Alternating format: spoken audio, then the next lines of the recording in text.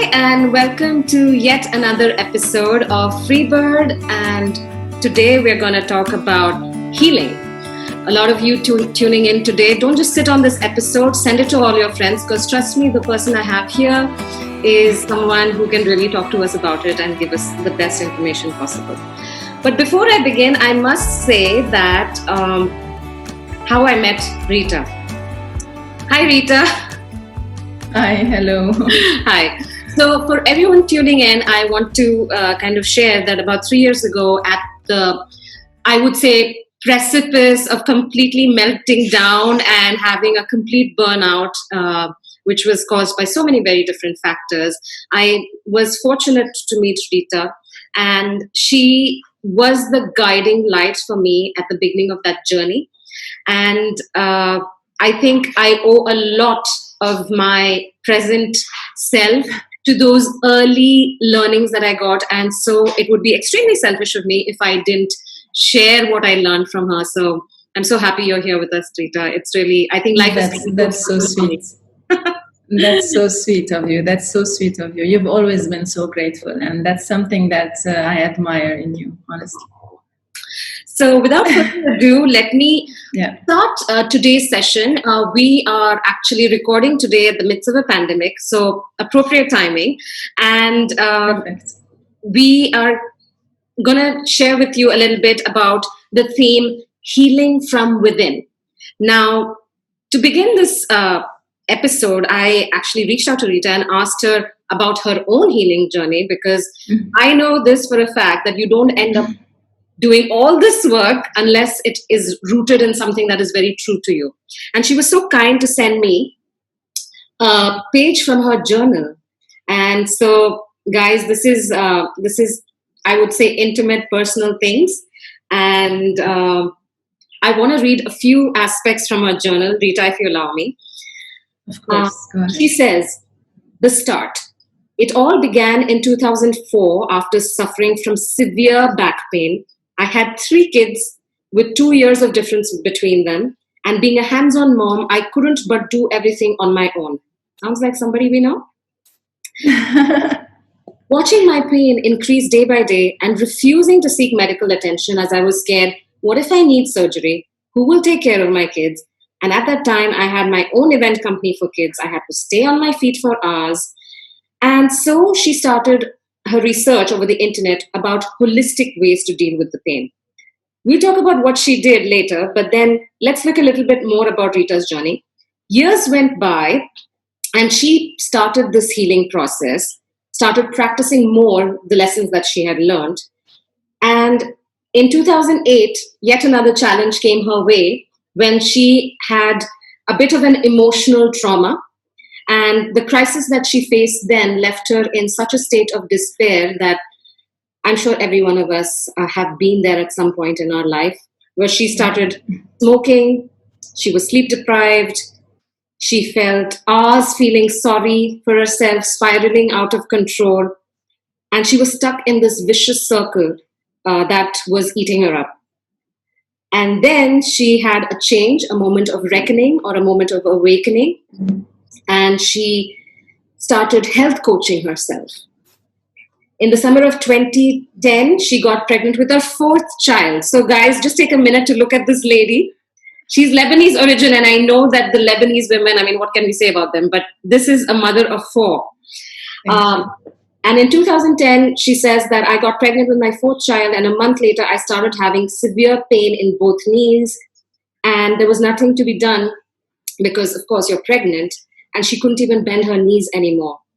And then she did something else to do the healing work that was manifesting in her body. So let me introduce today to you the lady that is sitting in front of us, Rita Feghaly, my lovely health coach.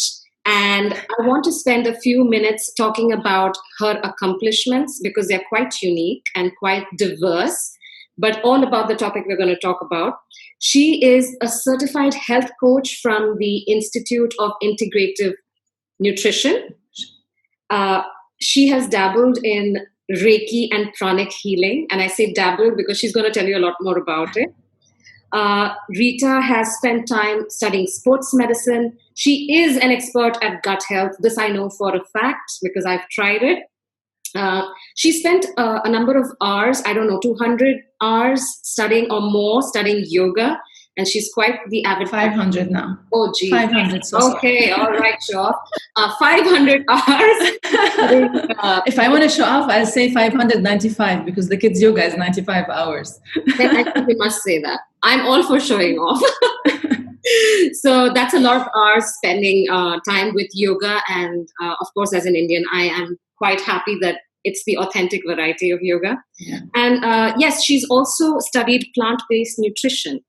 So here is a woman who has taken different moments of her life, taken them as guideposts for healing, worked on them, continues to work on them, and is also leading people like me along the path of authentic healing. So, Rita, tell us. I've told them the bad parts of your story. Oh my God. Well, what a beautiful introduction first. Thank you so much. I'm super grateful for what you said. Thank you. Thank you. Yeah. What do you want me to tell you? Where do I start? I think maybe we can start where, we've talked about the difficult parts of your journey. Maybe we can rewind a little bit at those moments and you can take us through the process of what you were involving yourself in those crisis moments of your life, and how you use those moments to go into yoga and wellness, and how you started healing yourself. So we'd love to hear that. Sure. Okay, first, the Reiki and the yoga started from the back pain, because I was refusing operations and I was refusing medications. So when I did my research, I noticed that I can do yoga and I can start with some Reiki to heal my back. And I said to myself, I have nothing to lose. The pain is there. Mm-hmm. The medication is there. The hospitals are there for an operation at any time. Right. So why don't I give it another try? If it works, excellent. If it doesn't, I always have another choice. And that's how it started from that side. Mm-hmm. And gradually, and I noticed something, that once you believe in something, you increase its possibility of becoming really effective.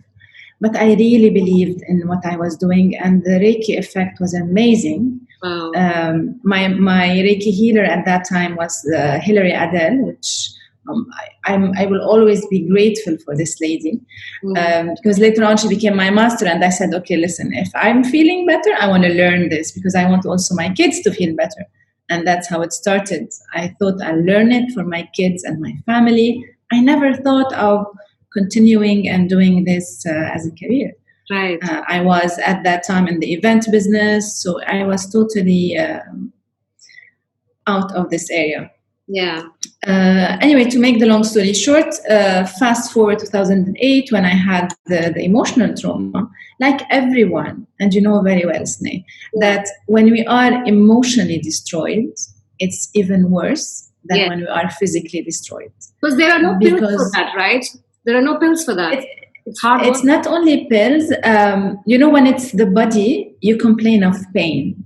Yeah. When it's the emotions, even when you complain, you hurt yourself more. Even if you tell yourself that my heart is broken and I feel pain inside my heart, this sentence by itself kills you more. You know what I mean? Yes, so, like everyone, I dwelled in this kind of depression of blaming myself, blaming the universe, blaming everything, and I was like on a downhill process, because every day was worse than the first, worse than the first, and worse than the first. And at that time, my kids were too young, so I had to do all my trauma things at night when they are sleeping, because I cannot show my kids that I'm not well and stay functional at the same time, which is so challenging, right? And exactly, but that destroyed me more, because at night when they used to go to bed to sleep, I was so empty that I was dragging myself more down. And then after around 3 months, I realized, and somebody who I'm very, very, very, very grateful in this life told me something very important, which woke me up at that time. And he said, what are you doing? Get a life. And I said, yes, what am I doing? I should get a life. Like sitting, crying, or smoking, or not sleeping, and, blaming myself for something that at the end I noticed that it's not my fault. And as you notice that whenever we go through things in our life, in traumas or in problems, even from the smallest problem, it's not because we brought this to us. It's because it has to come to us for us to become better people, Stronger. for us to get stronger, for us to learn better, to learn more. And that's how it all started. I started my research again, and I said, no, I'm healing myself. So, and the pain in the arthritis in my knees from the osteoarthritis was increasing in 2010. And this is when I started also the healing process with food, because when you heal your soul, it's not enough. It's a complete cycle. You heal your soul, you heal your mind, you heal your heart, you heal your blood, you heal your body. So basically, it's a complete circle, and unless you really complete it, you will not find balance. And unless you find balance, you will not be well, neither physically nor emotionally. You will always be on the edge somewhere. I think it's very important what you're saying there in terms of looking at healing holistically, right? Because in your journey, and I think this is a mistake that a lot of people do, they go through one crisis, they do something, and they feel that that's the answer. But life is full of ups and downs. And unless we're looking holistically at the emotional, body, mind, spirit levels, it will come back somehow to remind us that there is still work to be done. Exactly, because unless you heal from within, the healing should be done inwards towards outwards. You should never heal from the outside, because it's not the mask that you're wearing, it's not the mirror, it's what's inside of you, because that's what gives you, your fuel in the morning. When you wake up in the morning, you're alone. Okay, you open your eyes and you're alone. You're facing your soul, you're facing yourself. Even if your husband or your partner or your boyfriend sleeping next to you, still, the moment you open your eyes, this second of the day is you're with yourself. You're with your true self. And if this true self is not feeling well, there goes your day. Absolutely. Because then every small thing will trigger you. Every small thing will bring you down. So, but when you start waking up in the morning, feeling grateful for the great person that you are, because we are all great humans. Everyone in his own shape, in his own form, in his own journey.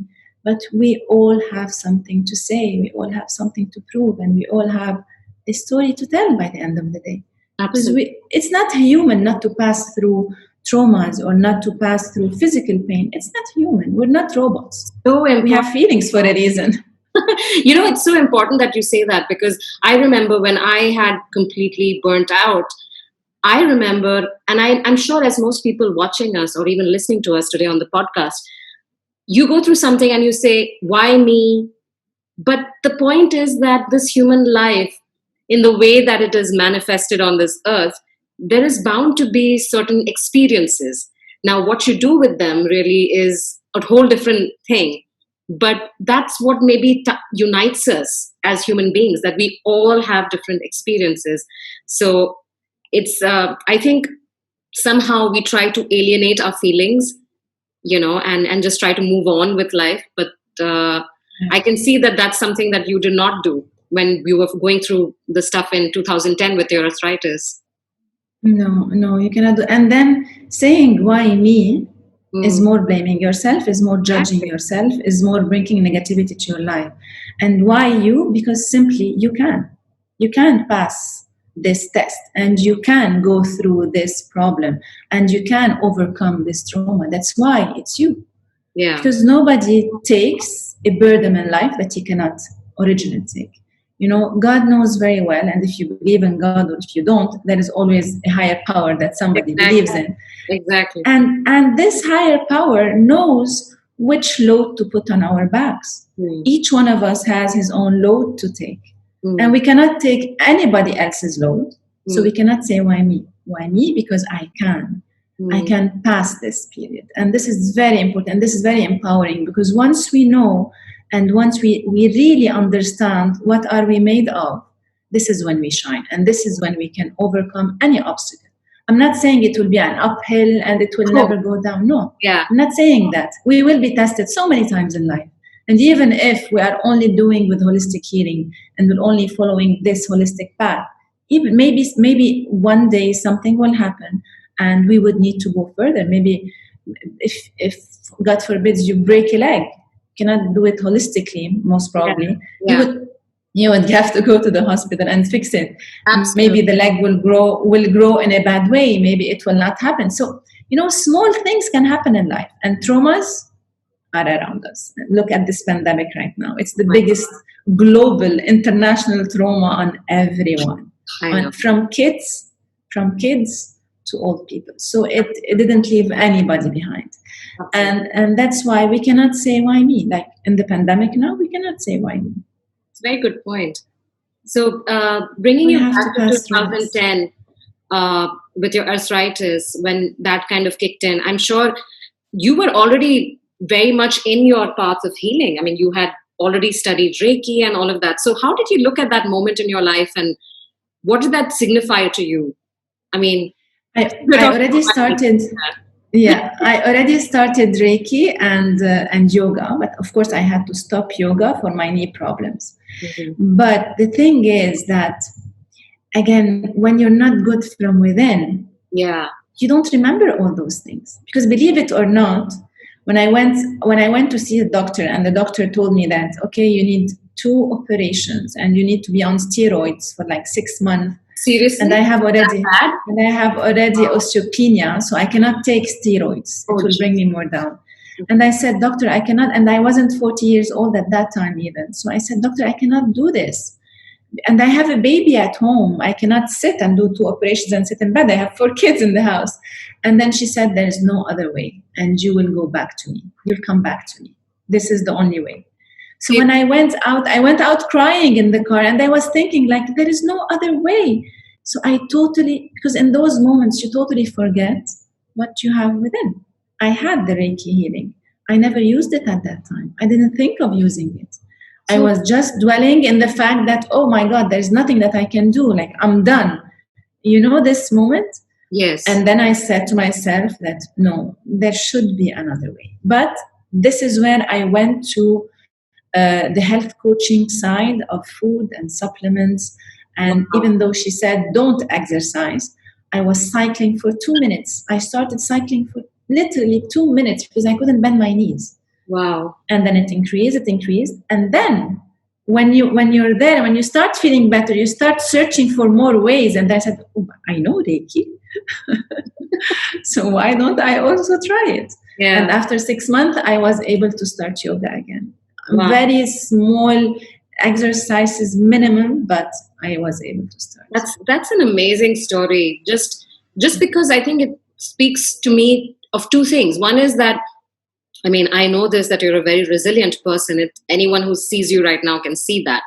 But also, when because we are part of this system of traditional medicine, and I don't blame traditional. It's helped me many, many times in my life, and it is there for a reason, right? But to have someone in traditional medicine to tell you that, listen, this is it, like, take it or leave it, and to kind of then say, there is another way, not knowing that there is another way. A lot of us, like, I thank my stars that, I've had access to so many different people from so many different alternative modalities. But I'm sure at that time you had only your own self. So that took a lot of determination for sure to kind of find that. I didn't have anyone. And also I didn't get the support that I was looking for, because, when you are in the States, you're basically, everybody will tell you, like, you're crazy. What are you doing? Absolutely. Like, it's your knees, and you don't want to lose your knees. You don't want to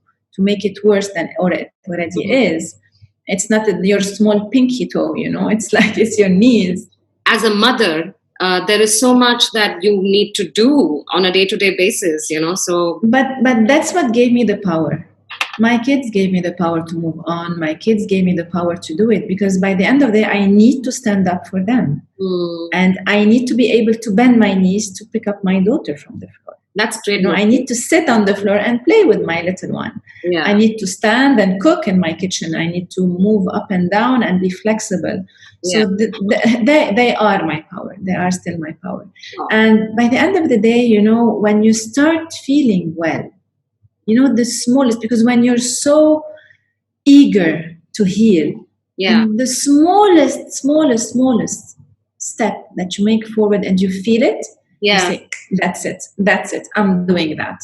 Oh, wow. And this gives you the power to do more the second day and more the day after. But again, by the end of the day, we all have on our backs what we can carry. But once we notice that, this is the time when we can move on. That's amazing.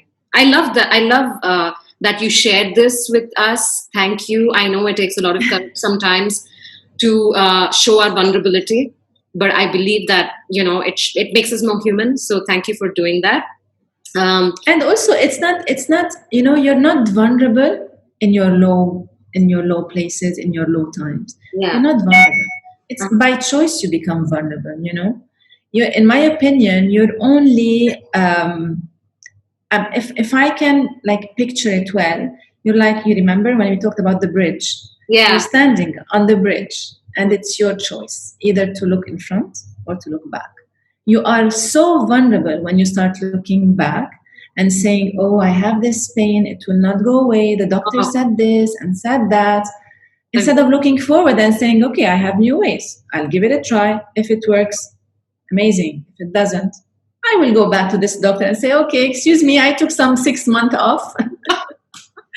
But I never came back to her. And by the end of the day, I not only exercised, I became a yoga teacher as well. I know it's to me, it's fascinating. And to me, I think it is really the story of healing from within because it's multi-layered. And, we're sitting at such an interesting time in history, where we have a pandemic that has taken over all of 2020. We're sitting in November right now. And of course, we know this for a fact that it's going to go on for a little longer. And it'll take a bit of the 21 also. It might. It might. Let's be real, that it might. Yeah. And like you said, that there hasn't been anyone who hasn't been affected by it. And on the other level, the effects have not been only physical, right? There's been social isolation. There have been, everything from people realizing that they can't stay together and their kids drive them mad, to people thinking, what is my purpose in life? It's brought a lot up for people on multiple levels. So yes. I was just so interested by this because I feel that it's almost like we all went through a crisis together, and therefore we all have an opportunity to heal together.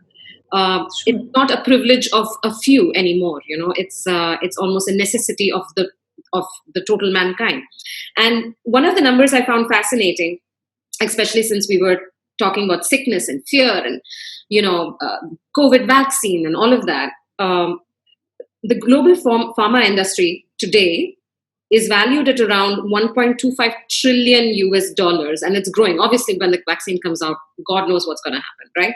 Exactly. So here we are as humanity thinking, only when a vaccine comes out will I be okay and I'll be able to be fine and fit. There's a big section of humanity that feels this way. So tell me, given your story, do you feel that we really have the power to heal? And in this particular moment, what does that look like? Do we have the power to heal? Of course we do. And healing doesn't come in, in closed boxes with keys that nobody knows where to find them.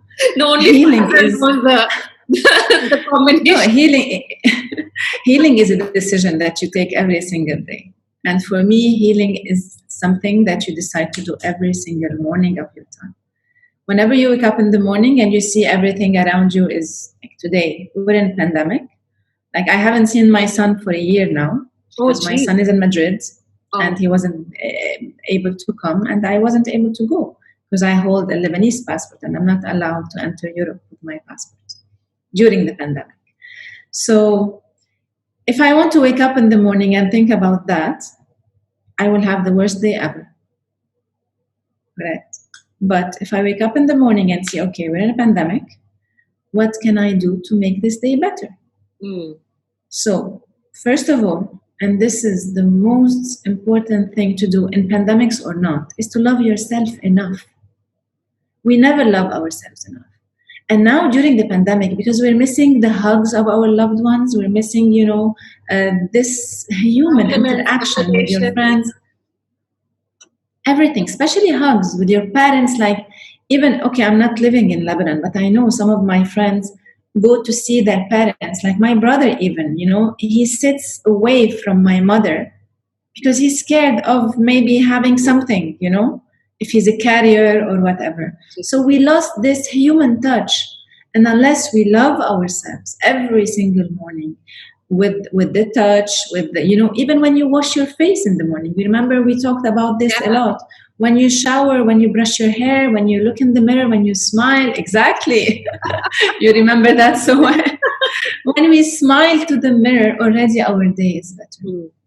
And, why not learn something new? Why not do the things that you always complained about not having the time to do it? Because as a coach, I have heard this so many times when we're talking about creating a new routine for my clients. They say, oh, no, I don't have time for this. No, I have full-time things. I don't have time for this. Now everybody has more time. So why don't we do the things that we wanted to do? Yeah. We can learn something new. We can take care of our body, mind, and soul more.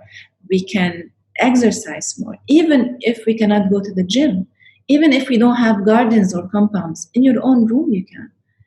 From the smallest thing, there are so many free apps on the phone that you can take and that you can practice. Why not read more? If you like reading, if you like painting, why don't you paint more? If you like going for a walk, go have a walk.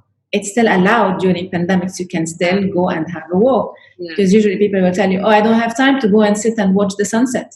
Okay, now you have time, go and do it. Wow. And while waiting for things to happen, we have to adapt. Now, whether I'm with the vaccine or not, it's a personal opinion. Personally, I'm against. Yeah. But again, there's so much to be discussed even there because, but let's park that pin on that because we'll just end up becoming the anti-vax people and that's not our intention with the show. Our intention is to talk about healing from within. And exactly. And also when you're scared of the pandemic, take care of what you eat. Take care of what you drink. Take care Let me ask you this. What, if you had to give a structure to it, so how would you say, what are the fundamentals to healing from within? So I'm looking at someone who's watching this, who's listening to this and thinking, I completely agree with everything Rita is saying.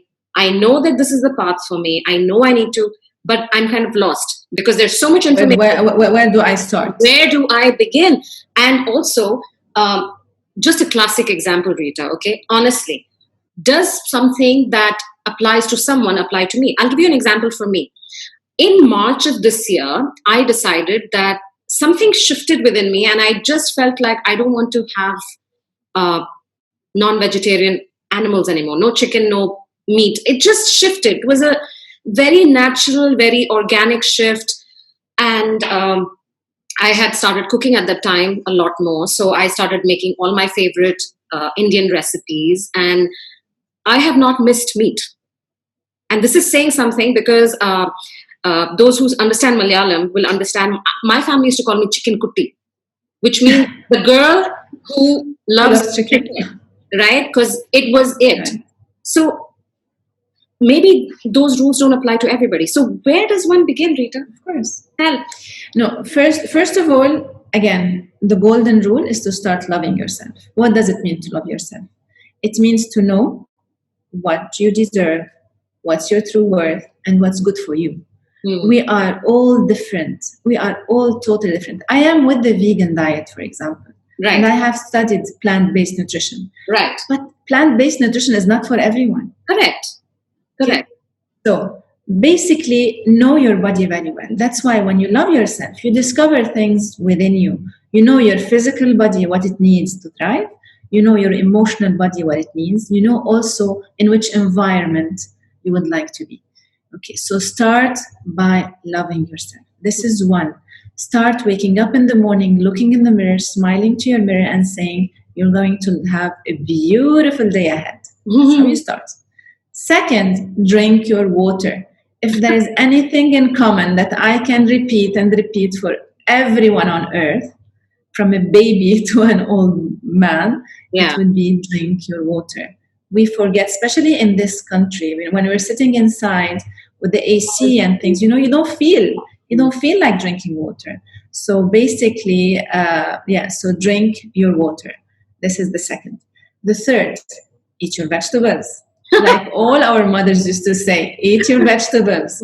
And the more the variety, the better. Now, some people become colic from cauliflower, for example.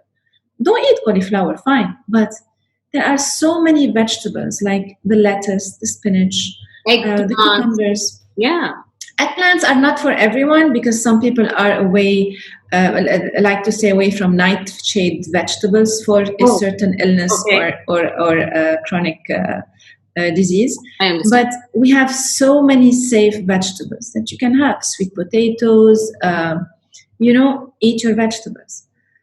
Fourth thing, which is very important, take some sunlight. And if you cannot have the sunlight, if you're living in a country where it's all gloomy and gray, take your vitamin D. This is also a must. Of course, check your vitamin D levels first, but take your vitamin D. So this is one. Then your fruits. Not with excess, but have some fruits. So if you are having all of those 5 things, trust me, you already feel better. Now you start walking. So either you have a walk outside, or you cycle, or you do some sit-ups next to your bed in your small, tiny room, even if you're living in a studio. Do some sit-ups, do some stretching, have a small meditation if you like. If you don't like, pray. If you don't like praying or having meditation, sit and stare at the ceiling.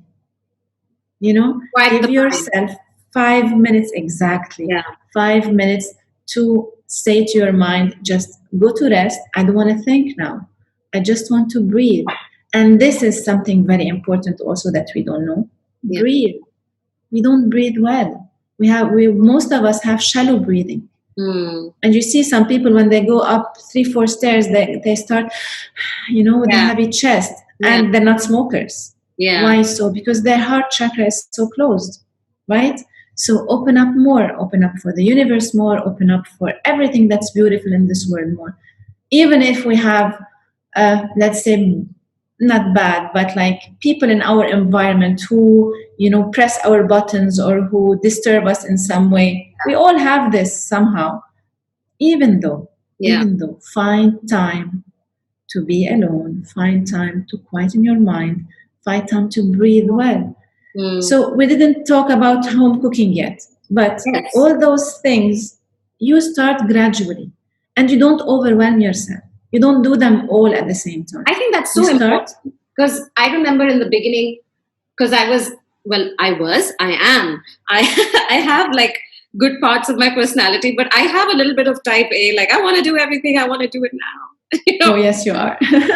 Which helps sometimes, but sometimes it's not very good. So I have to learn the different way. But absolutely what you're saying, that if you are just even making small, incremental, progressive steps, that is a lot better than trying to do everything all at once. Because a lot of us suffer from that problem, Rita. We want to do everything. Of course. But start with checking in with yourself. Start knowing who you are. How do you know who you are? Remember the last time you felt bad when you ate something. Remember the last time you felt bad when you were around someone. Remember the last time you felt good while doing something. Write them down, Sit with yourself, put a piece of paper and start writing those things down. If you cannot go within and meditate and discover and do all the rest, you can simply, paper and pen, write the things that disturb you, write the things that makes you happy. Write the things that bloats you. Write the things that makes you energetic during the day. You are so simple right now, and so important, Rita, what you're actually saying, because I wasn't very good at meditation. It took me about 2.5-3 years to now get to a point where I can say, I'm there. But in the beginning, I didn't even know how to listen to my body. So I remember eating rotis, which is the traditional Indian bread. And suddenly my tummy, my lower tummy, it's not that wobbly. It has a little bit, but and it would be almost 3 times the size. And I'd be like, I had lived with this my whole life and I didn't even know it was bloating. Exactly. Right? It was a miracle. And in comparison, when I would have like even 5 potatoes or even 2 potatoes, which were baked in the oven with maybe drizzled coconut oil on top, which I love, but it would not give me bloating. So I learned for the first time, oh, this is how it means to have carbs, like the right carbs, and For you. for me, Right carbs for you. yeah, for me. I'm of course talking about my own personal carb loving experience, but I loved what it did to my body because I had the satisfaction of taste without my belly looking like I'm on my first trimester without really being on my first trimester.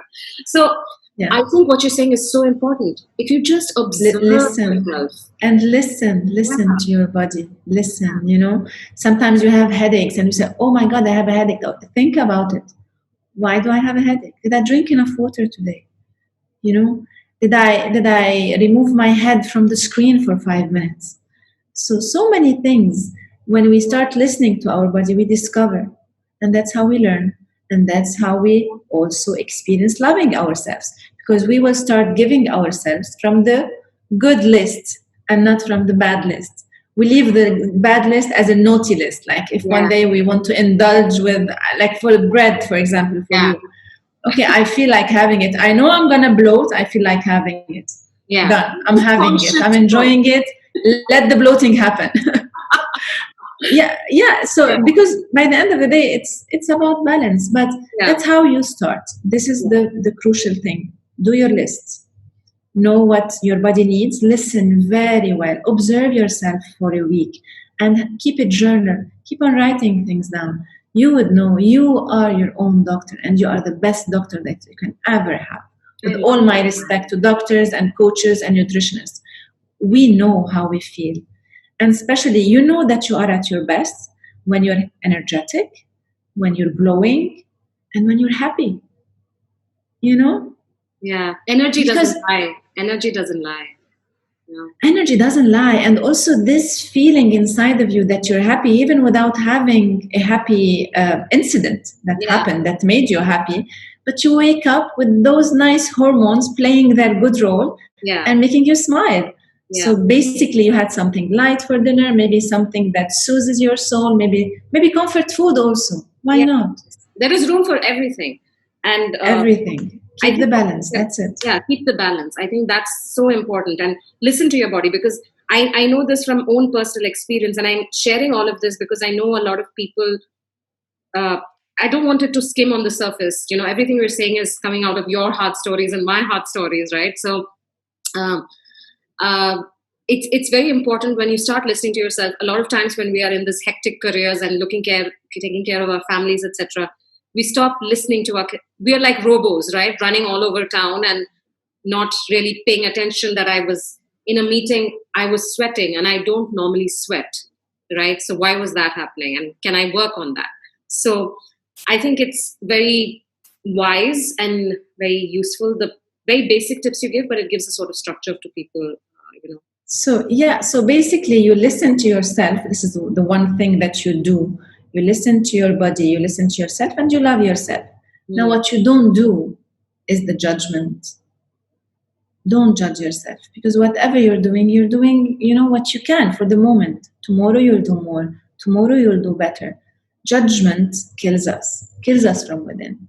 And the why did I do this and not that, comparing things from our past with how we were to how we are today, it's a total waste of time and it's total destruction of our soul. Why? No need to do all that. No need to judge ourselves. And something else also, following the trends, like the celery juice trend. It went viral everywhere.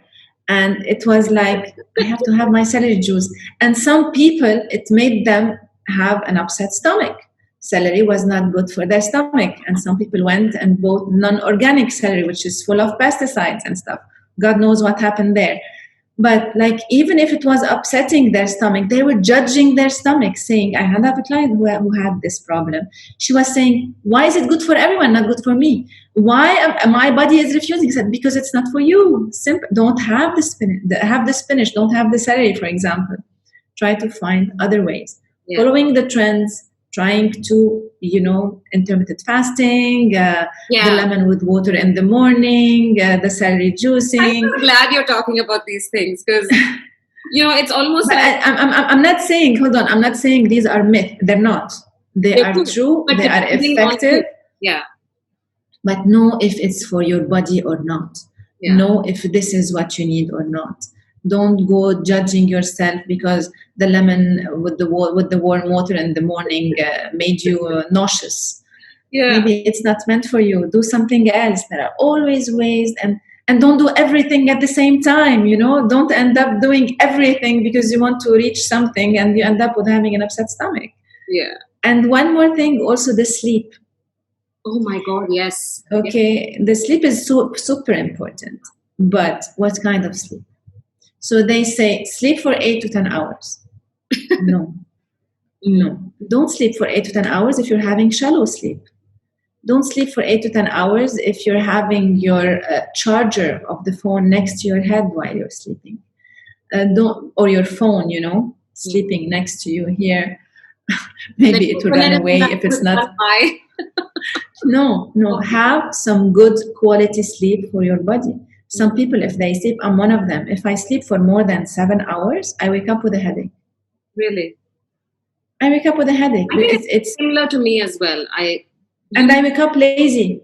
I don't wake up as energetic as when I sleep the good 6 hours. Now, sometimes I deprive myself from sleep and I sleep for 3 or 4 hours because of things that are happening. But when I sleep, I'm having a deep sleep, whether it's for 3-4 hours or for 6 to 7 hours. They are deep sleep. And this needs a sleep routine. So again, you bring another paper and pen and you start writing down, when was your best night? When was your worst night? What did you have for dinner? How much did you drink? Because when you drink a lot at night, you end up having bathroom breaks, correct? And that will disturb your sleep. So how was the temperature in the room? Was my pajama too tight or not, or whatever?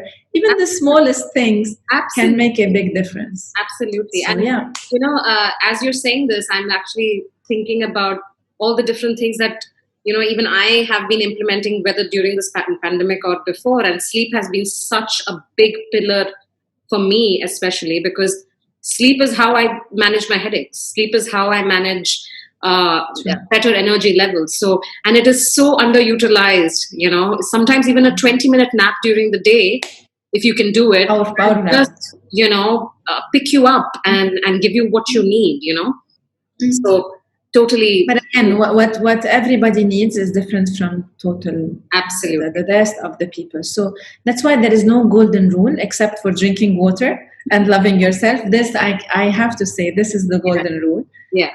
And then the rest will fall into the right place once you know what you need emotionally, physically, and mindfully. So mindfulness is another story, yeah? Oh, yeah. And let's dwell a little bit on that as well. I know that we are a little running tight on time, but if it's okay, can I take 15 minutes more? Sure. You can take half an hour more. Okay. You're special. Right. So I wanted to ask, we've talked about the body and, the mechanisms that can help us restore our adrenals, restore health in our body, all of that. Mm-hmm. But of course, we are complex human beings. We have spiritual sides and emotional sides and all of that. So in your experience, especially since you've coached so many people in the domain of health coaching, which is a very, very different stream of science, because it's a holistic stream of science. Do you feel that there have been observations that you've seen where there are limiting factors to wellness? I know you talked about judgment, which is an inner destruction of ourselves, but why is it, in your experience, that you have so many clients, that some people get better a lot easier, a lot faster, and some people get worse or maybe don't? Is there is there something there that you can kind of maybe guard us against? No, the first thing I would say are limiting beliefs. Okay. When you have limiting beliefs, you don't get anywhere. Because in your mind already, you have set the level of where you can reach. So no matter what you do, you will not reach further. Because you think that, like, I'll give myself as an example. If I set my limiting belief saying, oh, no, I will not get better. I will not be able, maybe I will be able to walk for like 5 meters and not more. Even if my body is in a shape to walk for 6 meters, it won't. Because I already gave him the instructions of not to walk for more than 5. Absolutely. Because of my limiting beliefs. Yeah. Now, there is something else if you want to go further. And then you go to the karma, to the karmatic field. And this is something totally different. Sometimes it's not that we are not meant to heal.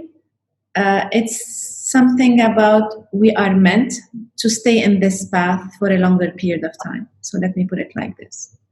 But in any case, health coaching never deteriorated anybody's health.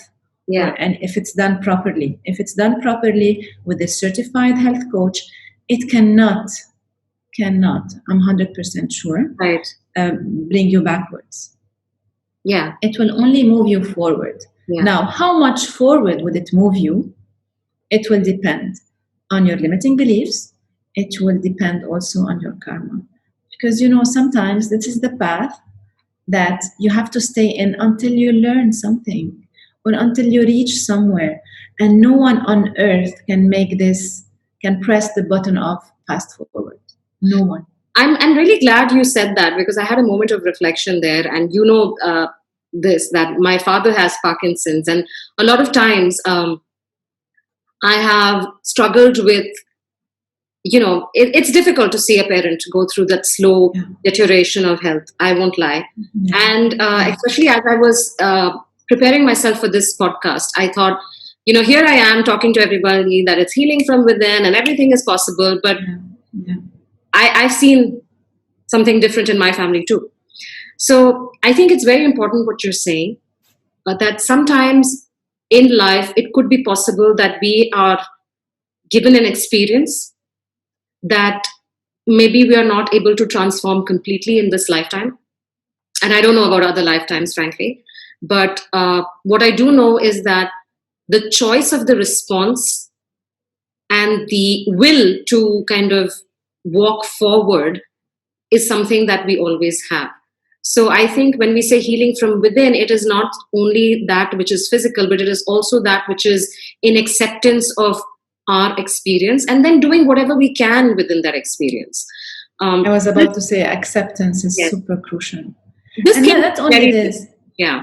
But not only this, when you have a chronic disease or a chronic illness, you are suffering a lot.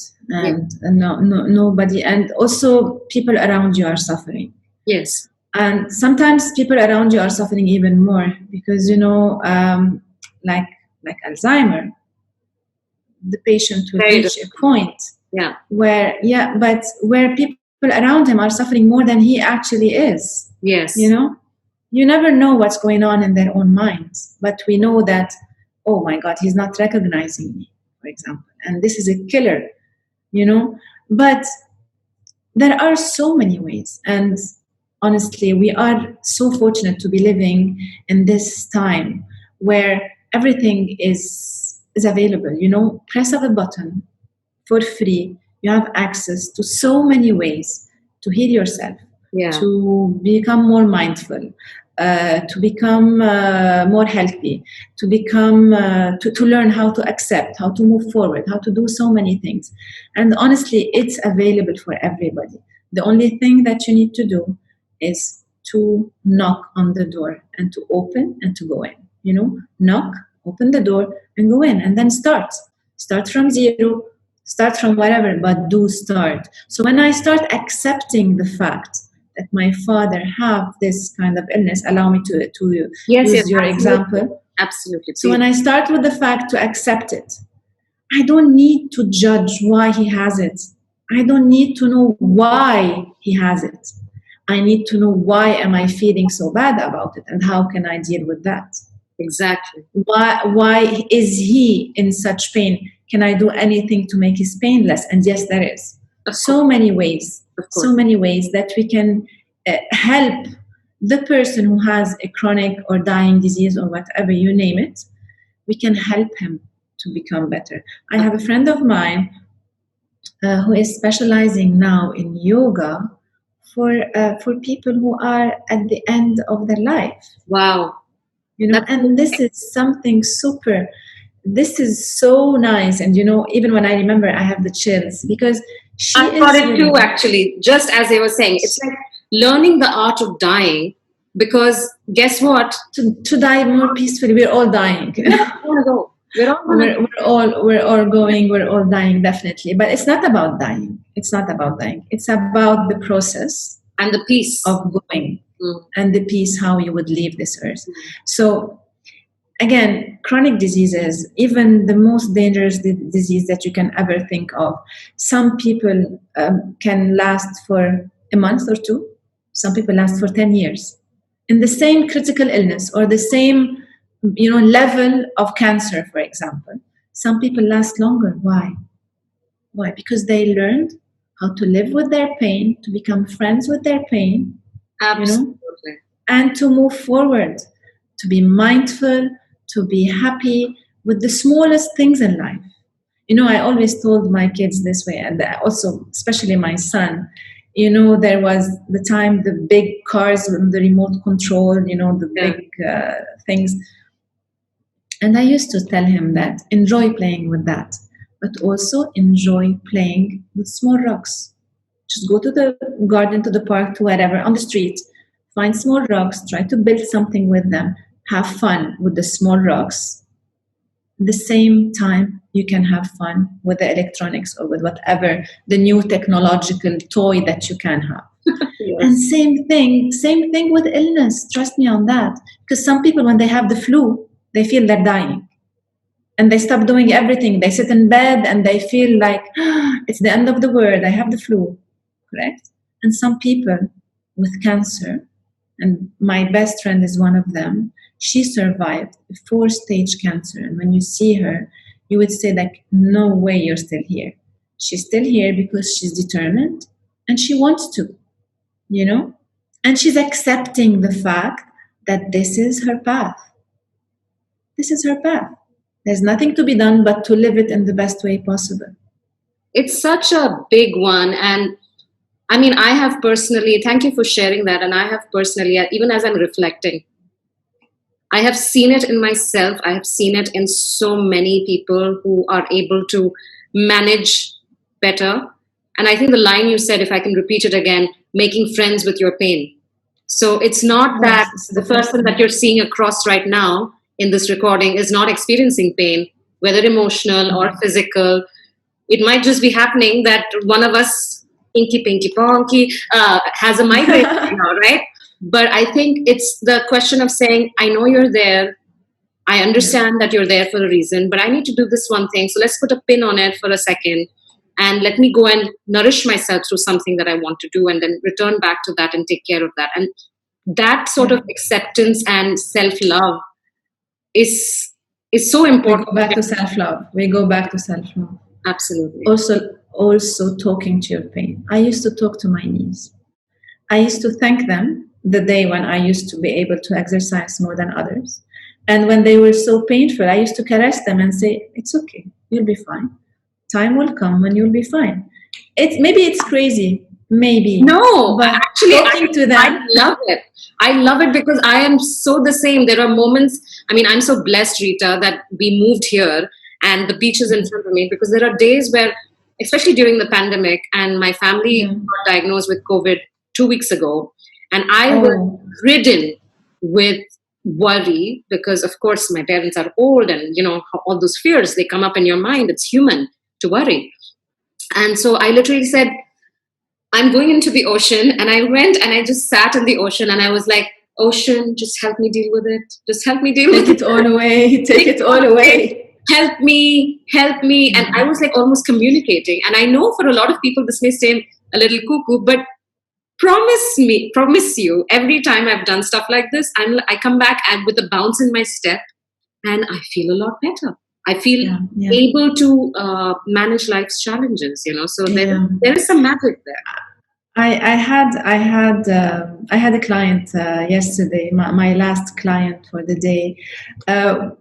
We were talking about anxiety, and I told her it's always good to draw a picture. She likes to draw. She's an artist. I told her it's always good to draw a picture of your pain and of your fear. Because when you have this image in front of you, you know how to get rid of it. Absolutely. Because if your pain is a bag of rocks on your back, all you have to do is to throw it away. If your anxiety, for example, is a big mountain in front of you, all you have to do is find the path to pass from under it, from the sides of it, instead of looking up, seeing a huge mountain and thinking, oh, I cannot climb that huge mountain. Okay, look down a bit. Try to find the path around it. So it's always good to picture it in a way and to get rid of it, or to become friends with it, or to put it on the side, or to talk to it in a way. It's not your time now. Okay, like the migraine. Yeah. Okay, stay on the side for now. It's not your time. I'll put some ice in a while. Having a sense of humor through it all, because no one goes through life unscathed. But what you do is definitely a choice. Rita, as we come to the end of this recording, which I have immensely enjoyed, because it also helped me reestablish for myself as well that, the path is right, just keep walking. Though you've given us so many pearls of wisdom, I'll be editing and putting I don't know how many comments, at below, but if you had to leave us all with one message, as we're in November, we're coming to the end of the year. It's been a very difficult year for a lot of people in different ways. A lot of people, whether it was work, whether it was finances, whether it was the political situation, we've just finished looking at people go through a lot of emotions in the US election. We know what's happening in Lebanon. There's so much happening in the world in this moment. If you had to leave one thought for someone right now, what could you say, Rita? I know it's a very, very tough question, but it's not. Maybe it's not one thought. It's many thoughts in one. But I would start by saying, which I say to myself, be proud of what you achieved during this year, because no matter what happened, during this year, if you have achieved whatever you achieved, be proud of yourself. There is always tomorrow, there is always a better tomorrow, and there is always more. You will always have more chances to pursue more, to do more, and to achieve more. Keep your goals well set in your mind, your short term and your long term. And keep walking. Keep loving yourself. Keep smiling every morning to yourself to start with in the mirror. Don't smile for people who don't deserve it. You don't have to fake it. You don't have to wear a mask. Just smile for yourself. Smile for whoever will smile genuinely back at you. And don't mind other people. Just be who you are and be happy of what you are. Be proud of who you are and keep on loving yourself. And that's it. Thank you so much, Rita. It's been Thank you, Sneh. Such a pleasure to record this with you. I remember with the day I started this, and I thought I have a mental list of people that I definitely need to share their message with the world. And it doesn't matter to me how many people watch or whether they watch the whole thing, because we know we are in a long format. And I think these are so important conversations. Anyone who has taken the time will walk away with something that nourishes them at so many levels.